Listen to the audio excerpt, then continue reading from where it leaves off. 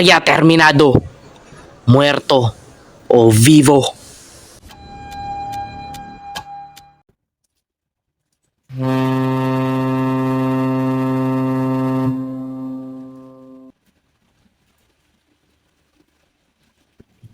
Mukhang totoo nga ang balita at malakas ang kapit niya sa Kapitan General.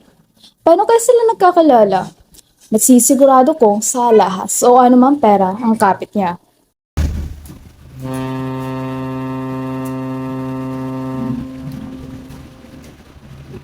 Iyon lamang ang aking solisyon. Ngunit ang iyong minungkahi ay nagsisimula lamang ng pag-aalsa, Ginoo.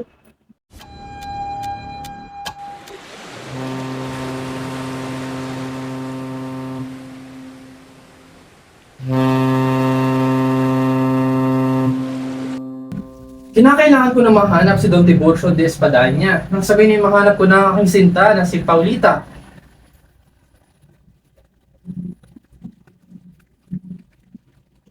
Pagpamanhin kung di ako nakadalaw sa inyong lalawigan dahil unti lang sa inyong mga tao ang nagnanais bumili ng mga inaalok ng alahas. Ginoong Simon. Hindi namin kailangan bumili dahil hindi namin ito kailangan. O inom na lang tayo mga ginoo. Maraming salamat, Ginoong Simon, ngunit hindi mo na sa ngayon. Alam mo ang sabi sa akin ni Padre Camora, kaya nagiging tamad ang mga Pilipino dahil tubig lang ang iniinom nila at hindi serbesa. Baka sabi na lamang sa kanina kung tubig ang kanyang iinimin kaysa sa serbesa, ay maaaring mawalang usap-usapan tungkol sa kanya.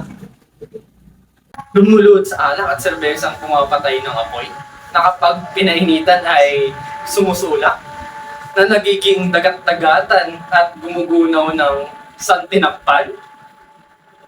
Mauna na ako mga ginoo.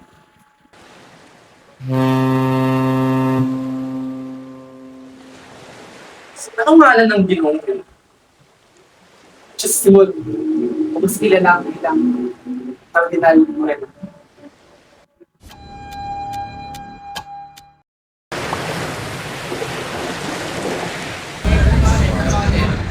Padre, saan banda ba rito namatay? At ano nga ba ngalan ng taong yun? Navarra? Guevara? O Ibarra? Nandito mismo sa lugar na ito. Binawian siya ng buhay kung saan nawala rin ang kanyang ama. Nagsama pa sila sa kanilang waling antungan. Ila yun na yatang pinakamurang libing na nalaman ko.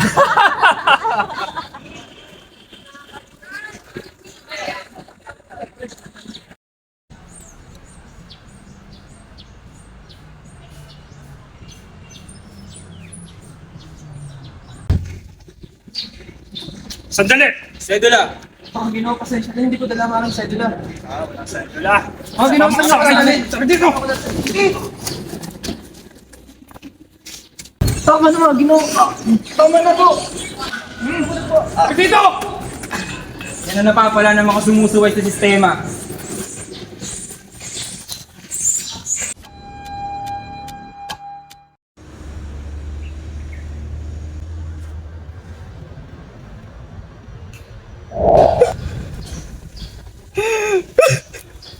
Inay!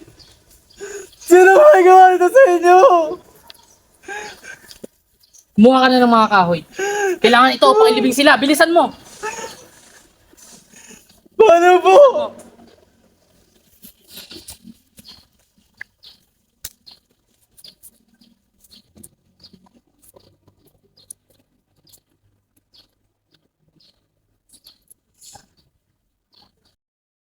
Alam mo, Basilio, para kang isang hayop na katulad ng isang loro. Sa dami mong sinasabi na walang preno. Masyado kasing nagmamagaling, ngunit tingnan mo naman ang itsura.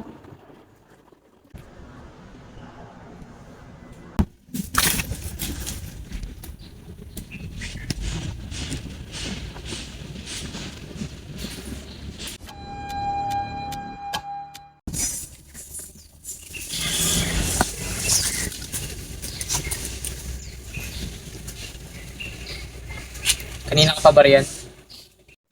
Oo. Naparito ako bago ako pa dumating. At nakikilala mo ba kung sino ako? Ikaw. Ikaw ang tumulong sa akin 13 taon nang nakakalipas. Tama nga ang pagkakaalala ko. Buhay ka pa pala. Ibarra. Huwag mong babanggitin ang pangalang yan. Matagal nang patay si Ibarra. At kung gusto mo isusunod kita sa kanya, huwag mo lang sirain ang mga matagal ko ng pinaplano.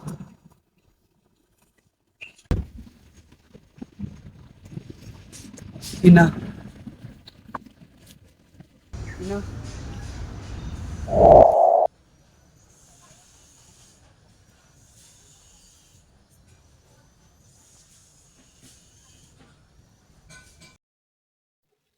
Pababagsakin ko kayong lahat. Sisiguraduhin kong mamulat ang mga tao sa labis na pagmamalabis ninyo sa bayan.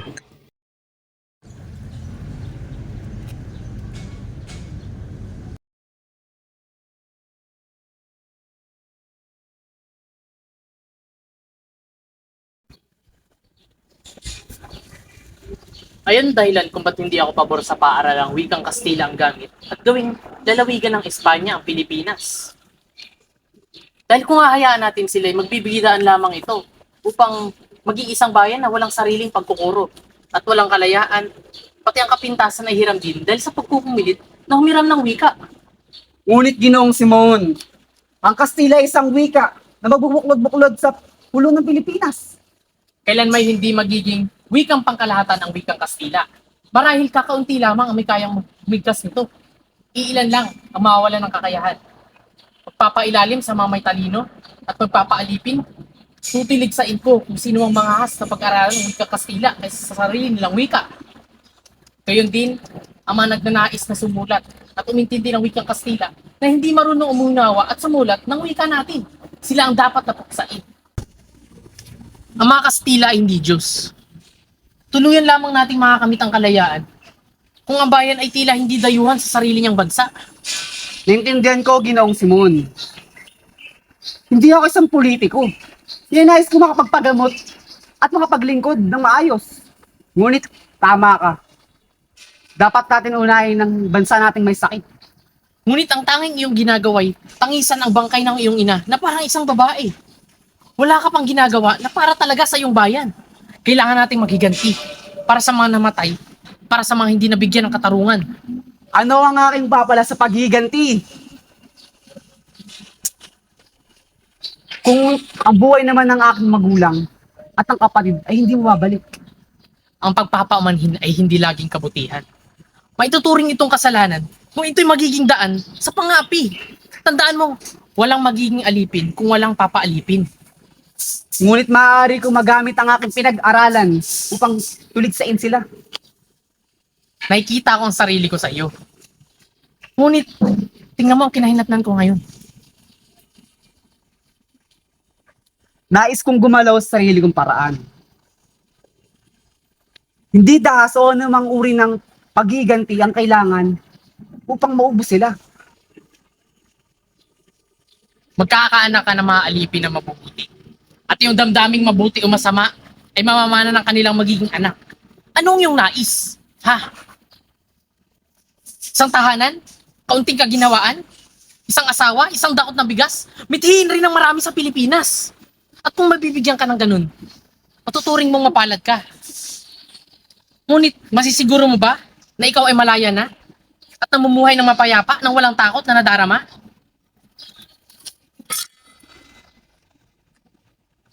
Iiwan ko sa iyong desisyon. Magbago ang iyong isip, bunyag mo ang aking lihim, o kaya naman ay pumunta ka sa tanggapan ko sa eskolta. Maraming salamat, Ginoong Simon.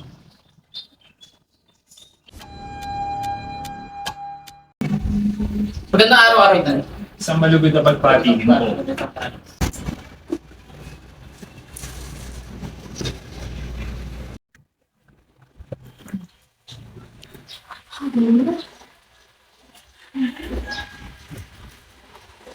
Talaga namang napakaganda ng inyong mga alahas, Ginoong Simon. Hindi ako makapili sa labis na pagkamangha. Ano nga naman. Ngunit nakakasigurado kung hindi biro ang mga presyo ng mga yan. Hindi ako mahirap ang mga pagbayad. Mga kaibigan, huwag kayong mag-alala dahil hindi naman kailangan ng pera upang pagbayad dito. Kung mayroon kayong mga alahas, maaari ko itong ipagbili sa inyo. Ang kwenta sa anak na Dr. Santiago ay aking ipagbibigay. Nasisigurado kong magugustuhan ito kung ito ay mapapalitan ng bag. Maaari ko bang makita?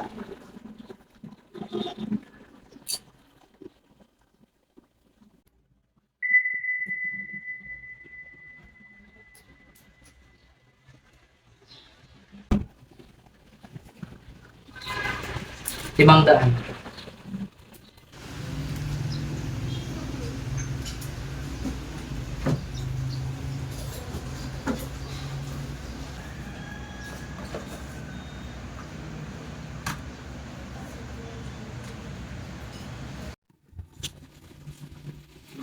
Pagpamanhin mo ang paghiram ko sa iyong revolver nang hindi nagpapaalam.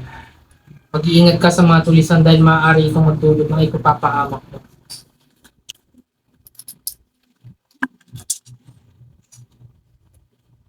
Nakita ko rin ang hinahanap ko.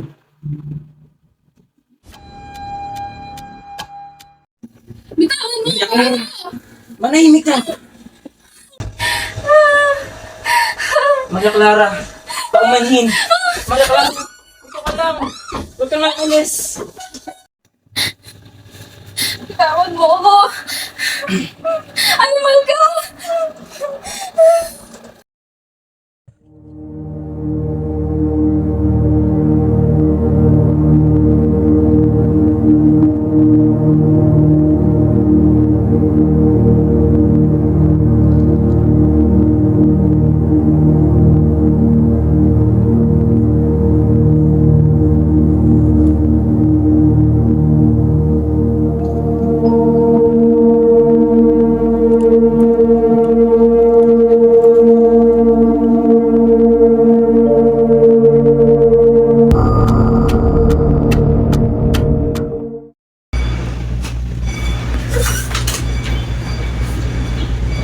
Kumusta na ang may sakit? Ginoong Simon. Balikan mo ako. Bagyang tibok ng puso. Hinang-hina na rin ang pulso. At nawawalan ng gana sa pagkain. Talamak ng lason sa buong katawan. Baka bukas sa makalawa ay maaaring mamatay. Na parang tinamaan ng lintik. Isang munting dahilan. Isang walang kwentang bagay. Isang sulok ng kalooban ay maaaring makapatay sa kanya. Katulad ng Pilipinas. Ang lalo pang nakapagpahina sa kanya ay ang mga bangungot at ang kanyang takot. Katulad ng pamahalaan. Basilio, makinig ka sanang mabuti. Mahalaga ang bawat sandali. At napansin ko, hindi mo pinabasa ang mga aklat na binigay ko sa iyo. Wala kang malasakit sa iyong bayan. Walang kabuluhan. Pagkat sa loob ng isang oras, ay magsisimula ng himagsikan sa aking hudyan. Wala nang pag-aaral, pati ang pamantasan ay wala na rin. Walang ibang makikita, kundi patayan at digmaan. Ginoong Simon, Nasa aking kamay ang kalooban ng pamahalaan. Basilio, magpasya ka. Dahil si Kabesang Tales ay nasa baba lamang at siya'y aking kasama. Ninanais kong patumbahin ang mga pinto ng Santa Clara upang iligtas ang bento si Maria Clara. si Maria Clara. Oo, si Maria Clara. At siya'y aking ililigtas. Ngunit, Ginoo, huli na po kayo. At bakit? Sapagkat patay na si Maria Clara. Kasinungalingan! Ginoo, ako ay nagsasabi ng totoo. Hindi totoo yan. Buhay pa si Maria Clara at ililigtas ko siya ngayong gabi. Kundi, ikaw ang mamatay bukas. May ilang araw na siyang may sakit. Pupunta ako sa kumbento para makibalita. Eto. Ito ang liyam ni Padre Salvi. Nadala ni Padre Irene. Magdamag ding umiiyak si Kapitan Tiago. Hinahagkan ng larawan ng kanyang anak at humingi ng kapatawaran dito. Ah! Patay. Patay na. Namatay nang hindi ko man lang nakikita. Namatay nang hindi man lang nalalaman na ako'y nabuhay para sa kanya. Namatay nang nagdurusa.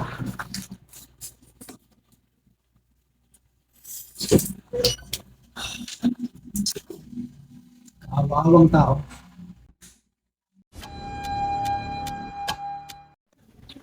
Kulang galang lang po. Ngunit Anong tungkol sa pag-imagsik? Natuklasan at marami ang nasangkot. Sino-sino ang mga nasangkot? Mga estudyante, dagat ng estudyante.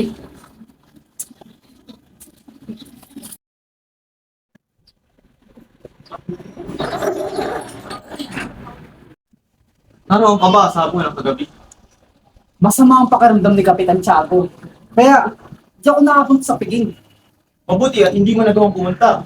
Pero kasama ka ba sa susunod ng mga sila? Nagbibigay ako ng ambag ko. Isang payo sa iyo. Kung gayon, awin ngayon din at sunugin ang anumang papel na maaaring makasira sa iyo.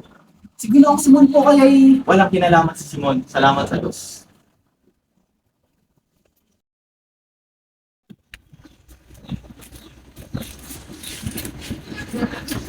mga Ginoo. Tayo mga kasapi ang mabibilanggo. Hindi ka panipaniwalang ang mga kabataan ay makukulong sa ngalan ng kalayaan. Ngunit sino bang hangal ang nagsulat dun sa paskil? Wala tayong pakialam doon.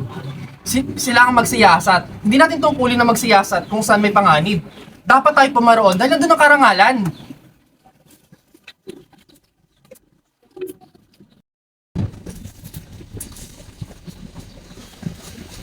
Paray, Bakit, Basilio? Ikaw rin ba'y kasapi ng mga nagpapastig? kikitain sana kita. Marangal na ugali. Ngunit, paumanhin kaibigan. Sa mga panahong kaya pa'y lumalayo ka sa amin. Ikaw mag-alala, kaibigan. Halika sa sasakyan at ikikwento ko sa iyo ang tungkol sa hapon ng gagabi.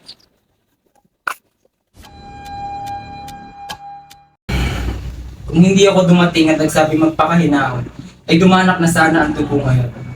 Ang mapupusok na pangkat ay walang napala sa general. Nangihinayang sila at wala raw si Simon. Kung hindi lang sana siya nagkasakit. Hindi ko na kaya, lalo na takpin nila si Basilio at kunin nila ang aking mga mahalagang gamit at papel. Hindi ko na kaya. Kapitan Tiago, gumising ka!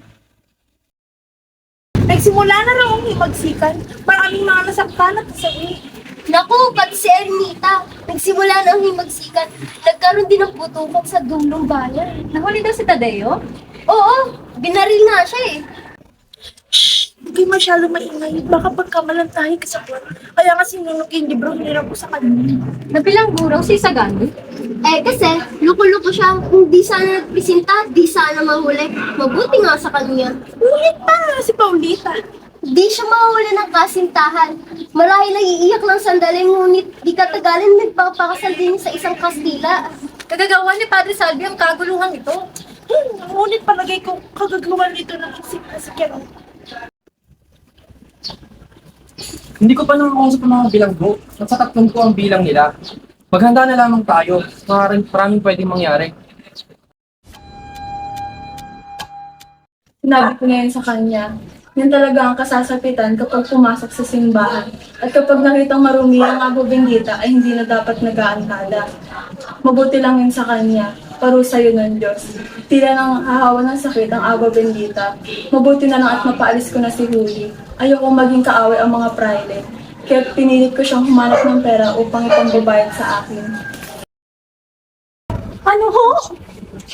Kaawa akong Basilio. Wala man lang akong nagawa sa kahinatnan niya. Isalamat pala nalagatal pala si Kapitan Tiago. Wala mangyayari himala kung iyak ka na lamang huli. Ngunit isa lang ang alam kong paraan. Si Padre Camora pa rin ay tinturo, lumapit ako. Ito, subukan na natin. Ngunit natatakot ako. Hindi kaya ng aking budi. Ang kapalit na hinihingi ni Padre Camora. Subukan na natin. Hindi ka naman siguro pagnanasaan ni Padre Camora. Dahil sasamahan kita.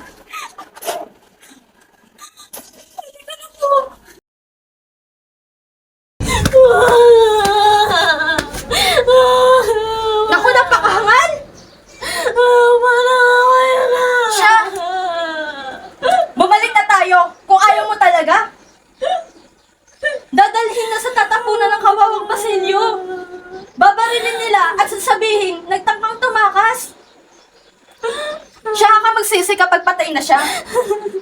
Ako'y walang utang na loob sa kanya. Hindi ba ako masisisi?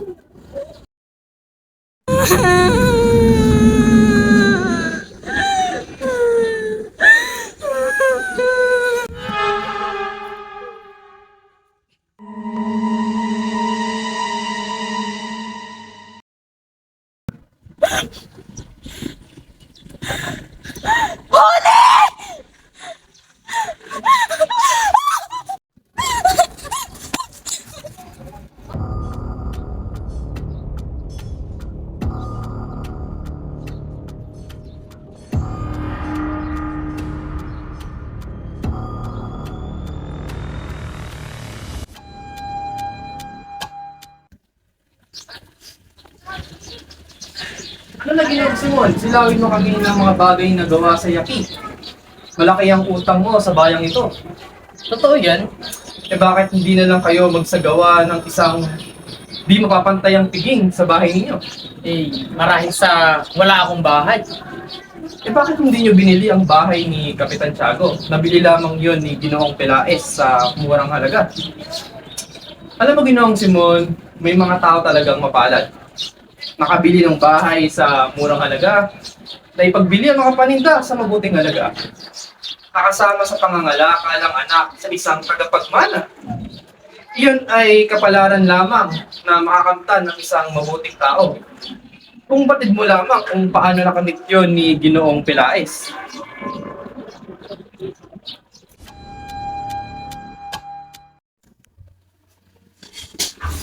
Kapag dumating ang isang nagngangalang Basilio, ipatuloyin mo agad. Masusunod po. Tuloy.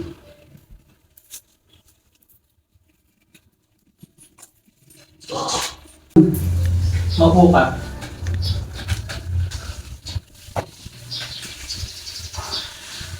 Hindi ako naging isang mabuting anak at kapatid. Hindi ko pinansin ang aking ina at ang paghirap ng aking kapatid. Pinarurusahan na ako ng Diyos. Ngayon ay isa na lamang nasa isip ko. Ay ang gantihan ng kasamaan. Ang krimen ng krimen at ang karahasan ng karahasan.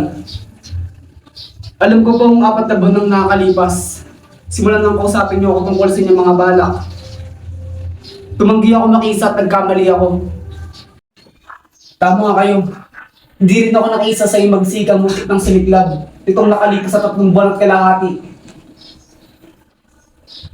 Ang aking pagkabilanggo ay ang kabayaran ng matalong kilusan. Utang ko sa inyo ang aking pagkalaya. Naparito ako upang sabihin sa inyo, bigyan ako ng sandata at handa akong tumulong sa iba pang naapi. Oo, may katwiran ako. At nasa panig ko ang katwiran at katarungan dahil pinagtatanggol ko ang kapakanan ng mga naapi. Kaya't salamat sa iyo, binata. Dahil tinanggal mo ang agam-agam at ang aking pagdadalawang isip.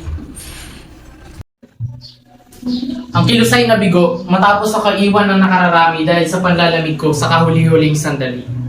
Noon ay akong hari ng aking kalooban sapagkat umiibig pa pala ako. Ngunit ngayon, wala nang mahalaga.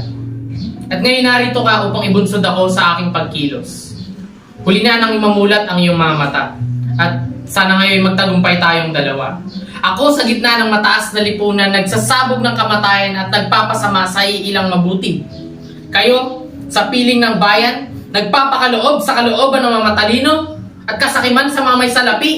Sa bundok lamang ako nakakita ng mga tunay na lalaki. Ngunit walang anuman ngayon kung hindi tayo makakalilok ng isang bantayog na makinis at malinis. Ang mga susunod sa atin ang gagawa nito.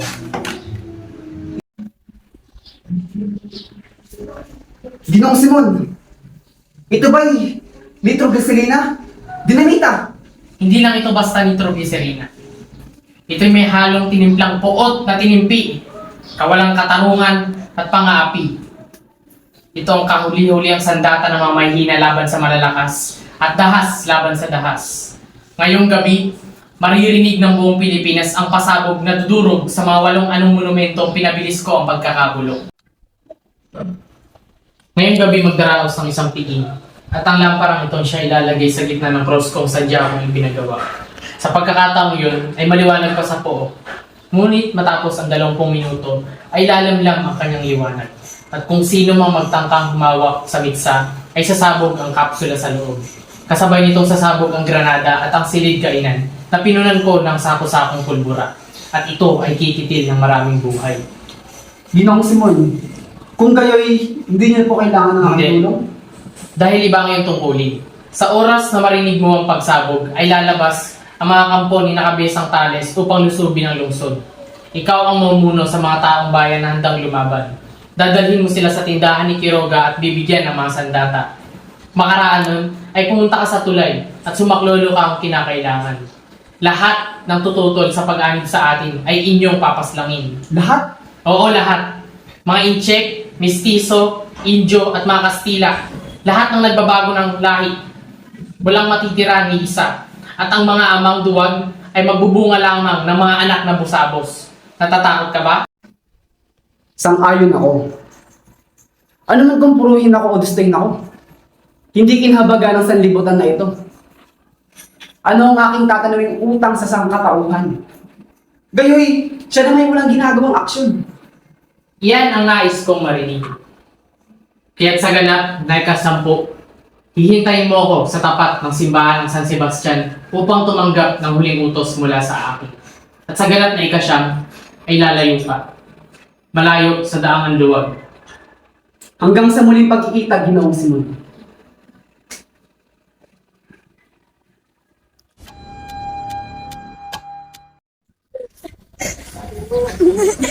Lakad! Adelante, Cobartes! Mga duwag! Ay, mautang. Hayaan mo silang lumakad ng mapayapa. At anong pakialam mo, Carolino? Wala, pero naawa ko sa kanila. Mga tao rin yung katulad natin. Mga tao? Halatang baguhan ka pa lamang. At paano mo tatratuloy ng mga presong digmaan? Nang may tiyak na konsiderasyon, sigurado. Pakatanga mo. Mga kababayan natin ang tinutukoy mo. Pakatanga mo! Tinrato silang kanya parang batakip manlaban. Ginoo, maaari po bang huminto? Nais ko lang po umihi. Hindi! Sulong! Tayo! Lakad! Lakad! Masmatahan ka ba sa trailis kanyan? Putang! Mga duwag! Hinta! Maawa na po kayo sa amin. Wago!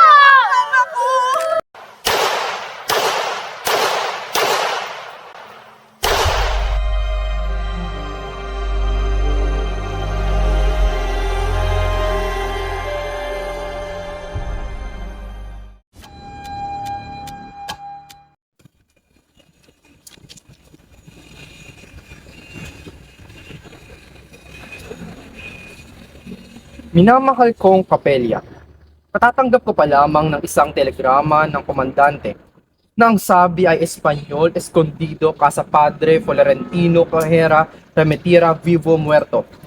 Sa dahilan ng telegrama ay lubhang maliwanag ay pagsabihan nyo ang kaibigan upang huwag siyang matagpuan, pagpariyan ko'y huhulihin siya sa 8 ng gabi. Sumasa inyo, Perez. Sunugin niyo ang sulat na yan. Ang Victorinang ito. Ang Victorinang ito. May maaari pa atang umabot hanggang sa ako'y barilin.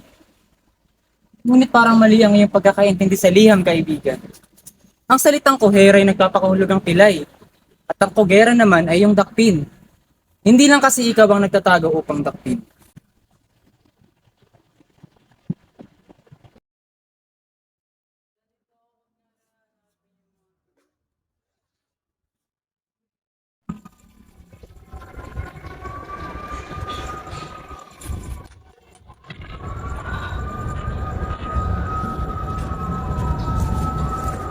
Nahihirapan kaya ta, Ginoong Simon? Kunti lamang. Matapos ng ilang sandali, ay matapos na rin paghihirap ko. Ano ang ginawa ninyo? Diyos ko, ano tong ininom ninyo? Wala nang magagawa. Wala nang lunas. Anong ibig ninyong gawin ko? Sa buhay o patay? Sa patay, oo. Ngunit sa buhay, hindi.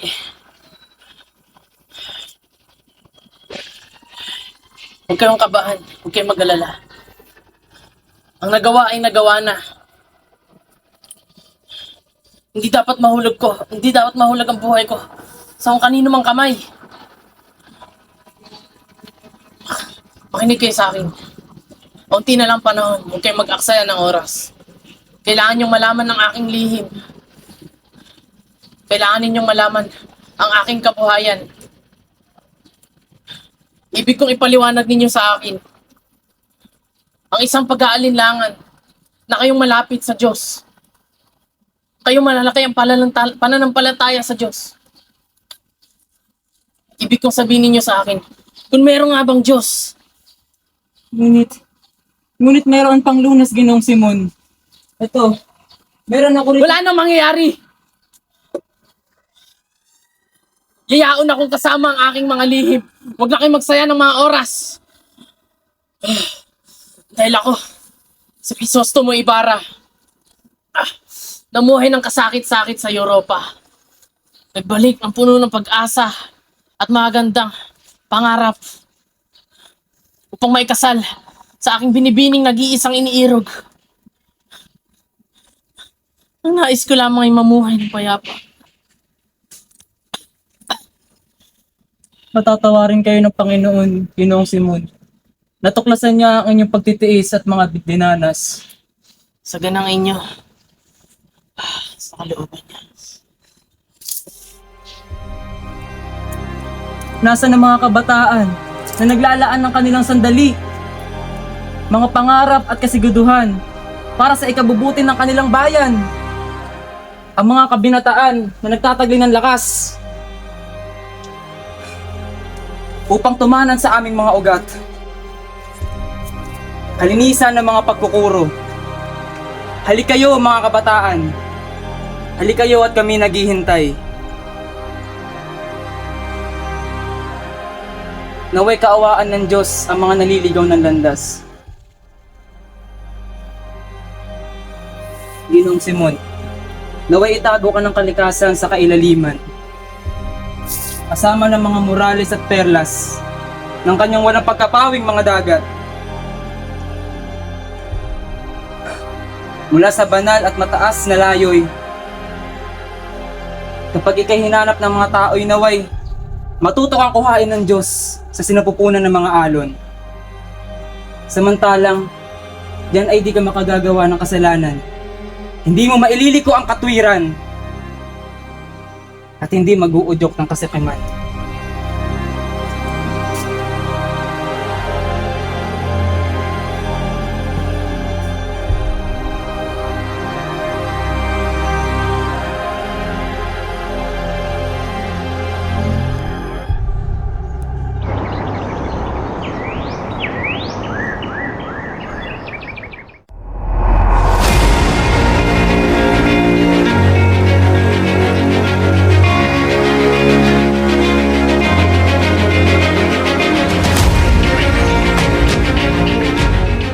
Three, 1, 2, 3.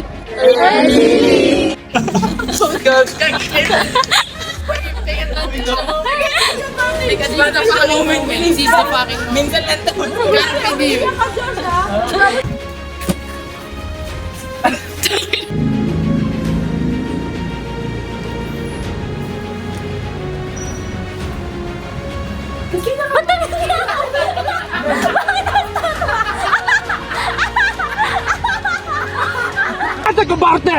Uy, mautang!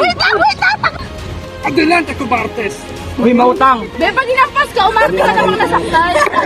Nag-delay pa.